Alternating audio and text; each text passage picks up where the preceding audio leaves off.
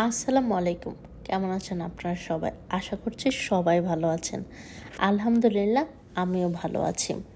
আজকে সকালবেলা ঘুম থেকে উঠেই ভাবলাম যে আমি সকালের টাইমটাতে কি করি এটা আপনাদের সাথে একটু শেয়ার করে। তো আশা করছি ভিডিওটা ভালো লাগবে। তো প্রথমে তো সকালে উঠে ফ্রেশ হয়েছি এবং ফ্রেশ হওয়ার পরে চিয়ার সিড ভিজিয়ে রেখেছিলাম, সেটা খেয়েছি।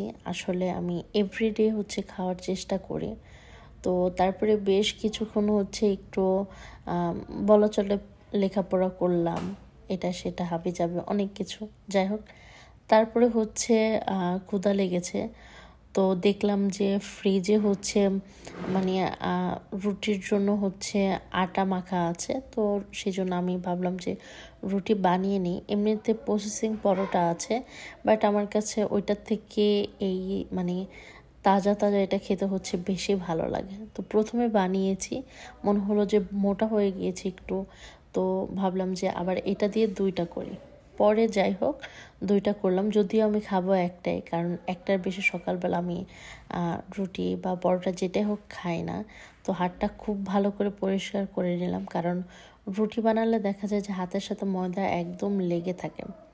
তো সকালবেলা আমার ঝাল খাবার পছন্দ না। তো বেশিরভাগের টাইমেই দেখা যায় যে আমি ডিম দিয়ে পরোটাটা খেতে পছন্দ করি আর কি।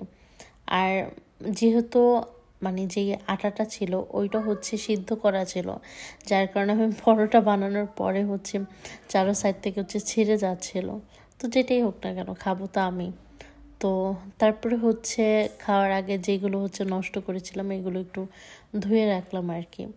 তারপরে খাওয়ার জন্য বসে গেলাম। আর আমার কাছে ডিম যখন ভাজি না কেন, তখন ডিমের কুসুমটা একদমই র থাকতে হবে, তাহলে আমার কাছে ভালো লাগে।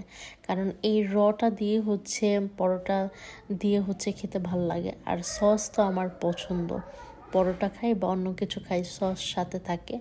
তো ভিডিওটা কেমন লাগলো অবশ্যই জানাবেন। সবাই ভালো থাকবেন। আল্লাহ হাফেজ।